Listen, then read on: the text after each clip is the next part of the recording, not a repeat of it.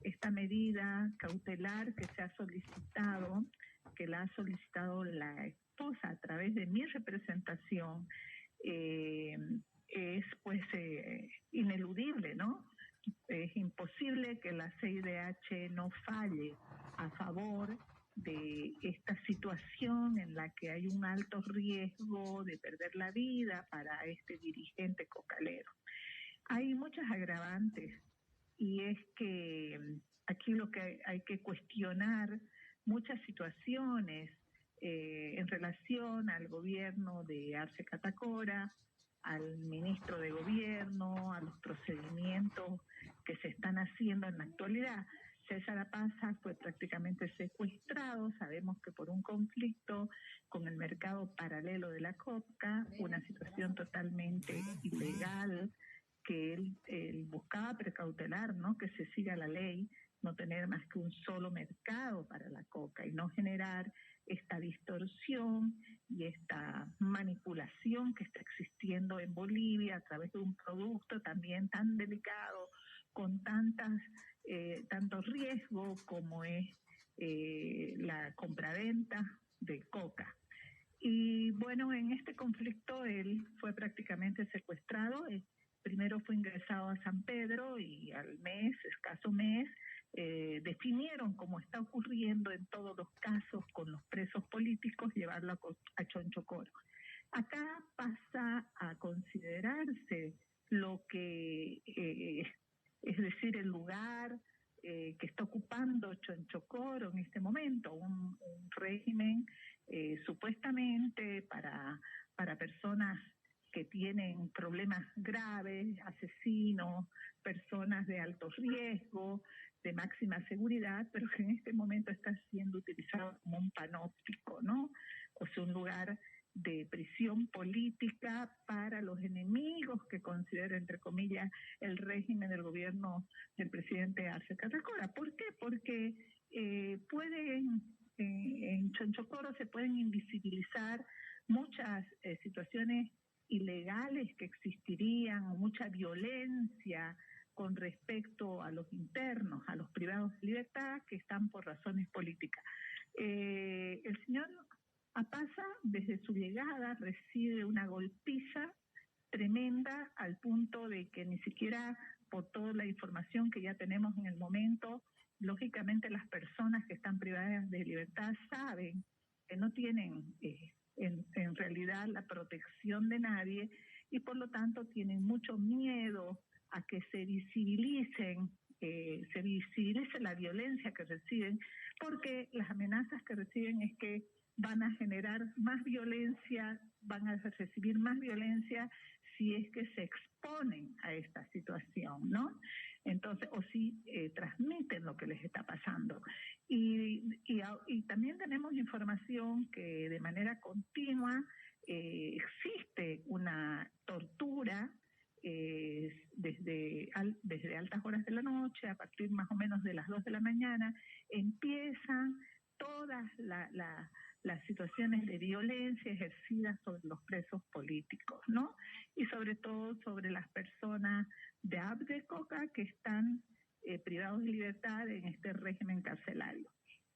Él no recibió, como está ocurriendo en todos los casos, desde la presidenta Yanine Áñez.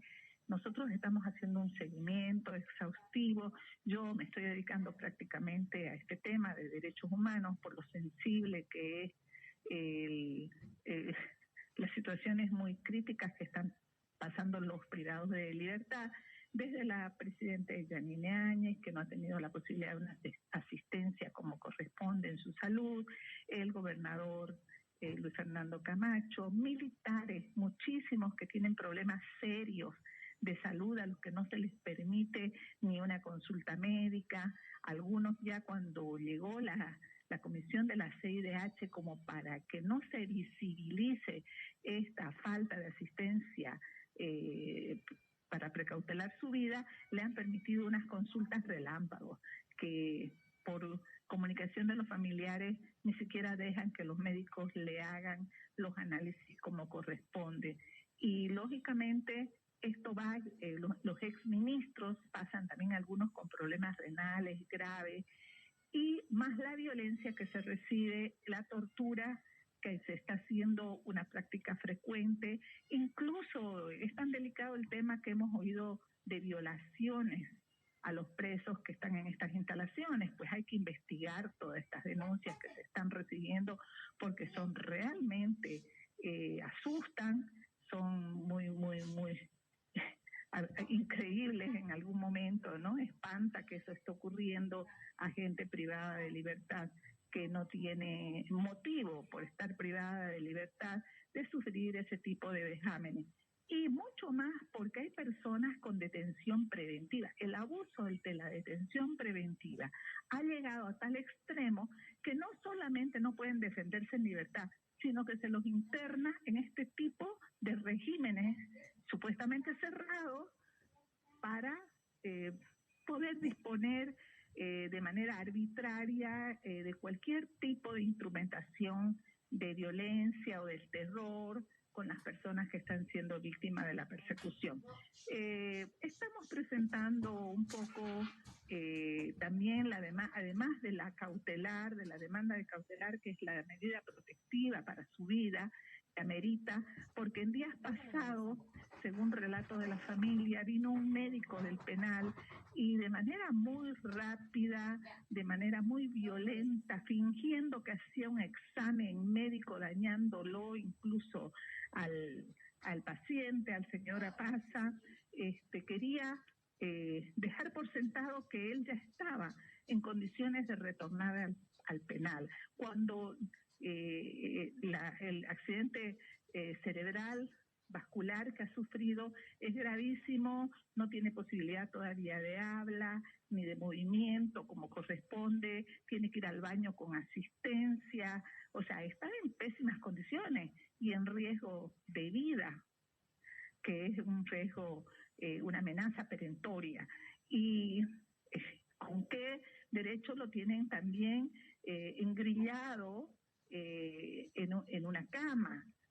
Cuando han sacado un preso que es el que causó la muerte de los guardias, de las escoltas, y estaba suelto, ¿no? Entonces vemos cómo hay una arbitrariedad muy grande en el manejo, y esto nos tiene que llevar también, más allá de precautelar la vida de los detenidos, del señor Apaza, de otros detenidos con graves riesgos de vida, a mirar cómo se está manejando el sistema carcelario, el régimen penitenciario en Bolivia, porque no podemos estar más parecidos cada día a las cárceles de África o de, no sé, estos lugares que son lugares que realmente están pues censurados a nivel internacional. Acá todavía esta realidad está escondida, tiene que visibilizarse, pero no es correcto que se abuse tanto del sistema carcelario al punto de generar estas situaciones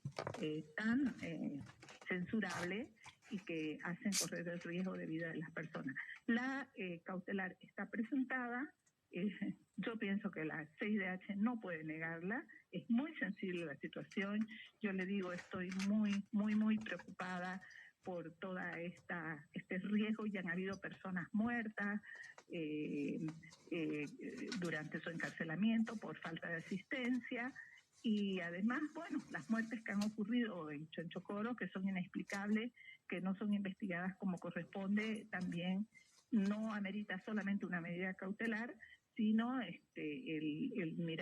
buscar hacer una investigación sobre el sistema carcelario y el régimen penitenciario que tienen que cambiar en Bolivia. Senadora Zentarrec, ante la situación que usted explica sobre el estado de salud que está pasando cuando César Apaza, la Comisión Interamericana, usted dice, debería aceptar esta cautelar que se está presentando, se está solicitando simplemente medidas cautelares. ¿En qué tiempo debería pronunciarse la Comisión Interamericana de Derechos Humanos, senadora Rec? Mire, en este caso yo creo que es de tanto riesgo, es tan peligroso que lo quieran retornar al penal en las condiciones de salud que está, en el riesgo de vida que tiene, que debería manifestarse de inmediato. Si no, está incumpliendo su función, que es precautelar la vida. Muy bien. Mucho ha hablado usted, senadora Zentarrec, que se ha referido, y no solamente usted, también otros asambleístas, sobre la situación que están atravesando los privados de libertad. Usted narraba situaciones incluso de extrema, ¿no?, violencia que se está viviendo al interior de los centros penitenciarios. ¿Debería renunciar, cambiarse de autoridades? Porque en esta jornada hemos conocido que se ha pedido incluso la destitución, ¿no?, del director de régimen penitenciario, senadora Sentarrec. Claro, eso debería ser de inmediato, pero más allá de eso, cuidado, ¿no? Que nosotros no consideramos que por cambiar de autoridad solamente eso debe ocurrir, debe cambiarse de autoridad porque ya se ve una situación de inoperancia y de estar permitiendo todo este tipo de exceso. Pero más allá de eso, en Bolivia se estila mucho que se cambie de autoridad y ya se acabó, digamos, ¿no? Es como si el problema se hubiera solucionado. No, no es así. Tiene que procederse el defensor del pueblo como una instancia nacional y formarse una comisión internacional para revisar el sistema carcelario. No es solamente la renuncia, es además un análisis completo, ver cómo se tratan a los presos, si tienen files médicos que sean reales, hacerles entrevistas, hacer todo un levantamiento de datos, una investigación como corresponde. No podemos dejar que en pleno siglo XXI, a vista y paciencia de todo el mundo, existan lugares que en vez de ser cárcel se van transformando en lugares de tortura. Eso realmente está en contra de todas las convenciones. El preso solamente está privado de libertad, pero no está privado de sus derechos y sobre todo del derecho a la vida, a no ser torturado, a ser respetado en su integridad. Entonces, las cárceles tendrían que ser lugares donde haya la posibilidad de que una persona se recupere, no destruirlo, no generar acciones que son monstruosas. Es todo lo contrario. Por lo tanto, tenemos que cerciorarnos de cómo funciona el régimen penitenciario en Bolivia, cómo están funcionando estas cárceles y tener informes, pero informes con una comisión que no sea solamente del gobierno ni de autoridades solamente afines al gobierno, sino también autoridades que tengan voces independientes para poder estar seguros de que no estamos permitiendo este tipo de violencia a nuestra vista y paciencia. Muy bien. Senadora, finalmente sobre la situación de don César Apaza, si bien se ha solicitado estas medidas cautelares, usted ha narrado también la situación de salud por la que está atravesando don César Apaza, dirigente cocalero. ¿Está en riesgo la vida de don César Apaza? ¿Qué conoce? ¿Qué elemento más nos puede proporcionar, senadora Sentarrec? ¿Qué dicen los médicos que lo están atendiendo? Bueno, dice que antes, cuando él tiene contusiones, él tiene daños, golpes que ha recibido y parece que todo esto es un hombre joven de 39 años que no tenía problemas de salud, ¿no? Entonces, en el tiempo que está encarcelado, pues tiene una situación agravada que hay que identificar de dónde viene, ¿no? Todo esto. Y él hace ver que ha sufrido es de un daño permanente, o sea, no es que se va a recuperar fácilmente, y además con daños que ya son de por vida, de órganos importantes, todo eso hay que constatarlo, no es ir a mandar una persona rápida para decir que está todo bien y que lo devuelvan al penal, por Dios, pero ¿de qué se trata?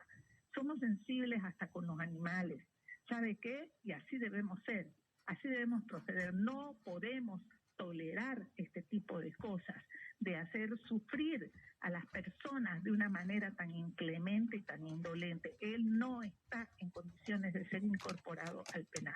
Tiene que recibir asistencia y tenemos que examinar a partir de este caso las condiciones que están imperándoles en las cárceles bolivianas.